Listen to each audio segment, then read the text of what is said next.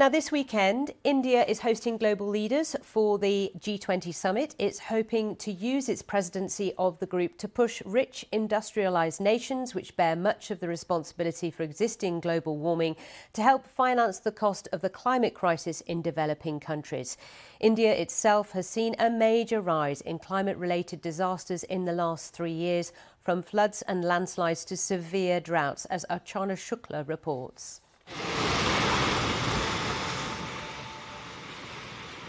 What was once a bustling defence training academy in the serene Himalayan town in Uttarakhand now lies in ruins.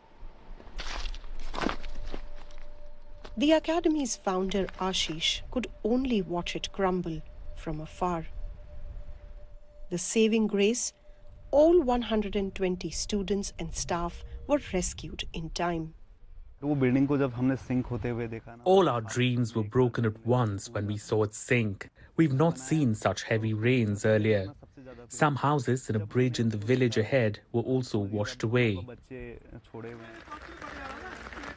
Unusually heavy rainfall has heightened the risk in these hilly terrains. Frequent landslides in this tourist hub is also hurting businesses. Small transporters make their annual profits during this season of religious tours, but this year we have lost 80% business. In the past 3 months, unforgiving weather in northern India has claimed hundreds of lives and displaced thousands. Economic losses in the region are estimated to be at around $2 billion.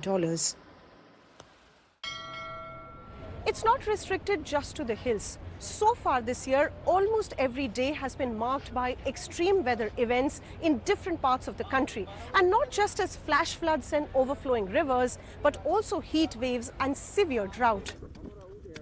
Adapting to this climate crisis comes at a high cost, over $1 trillion by 2030, according to India's central bank. But experts say funds are woefully short, despite pledges of support from wealthy nations. The money for climate change, which is coming largely for mitigation, isn't even going to the countries who need it most. It is going as loans, it is going as equity, which means that indebted countries are being made further indebted through the name of climate change. And then there is absolutely no money for loss and damage. India, like other developing nations, faces a challenge: balancing economic growth for its billion people with managing climate goals. While richer nations' climate pledges are welcomed, turning promises into actions is crucial. Archana Shukla, BBC News, Rishikesh, Uttarakhand.